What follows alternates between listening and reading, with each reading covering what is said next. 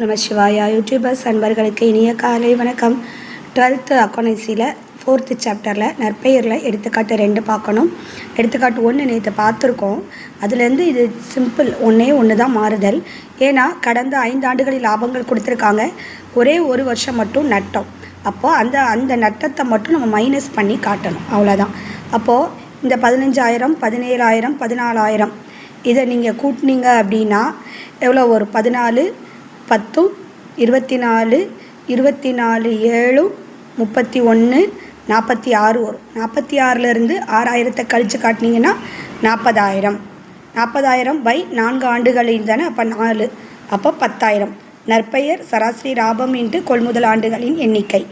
நற்பெயர் நமக்கு 10,000 கிடச்சிருக்கு. கொள்முதல் ஆண்டுகளின் எண்ணிக்கை 5, 10 × 5 50,000. ஓகேங்களா? இந்த சம் உங்களுக்கு புரிஞ்சிருக்கும்னு நினைக்கிறேன். அந்த நட்டம்ங்கிற வர்ற ஆண்டை மட்டும் என்ன செய்யணும்னா கழித்து காட்டி, அப்புறம் நற்பெயருக்குள்ள ஃபார்முலா, சராசரி லாபத்துக்குள்ள ஃபார்முலா, அதுக்கப்புறம் போட்டு கண்டுபிடிக்கணும். புரிஞ்சிருக்கும்னு நினைக்கிறேன். புரிஞ்சிருந்தால் லைக், ஷேர் அண்ட் சப்ஸ்கிரைப். ஏதோ டவுட் இருந்ததுன்னா கமெண்ட் பாக்ஸில் கமெண்ட் பண்ணுங்கள். Thank you students.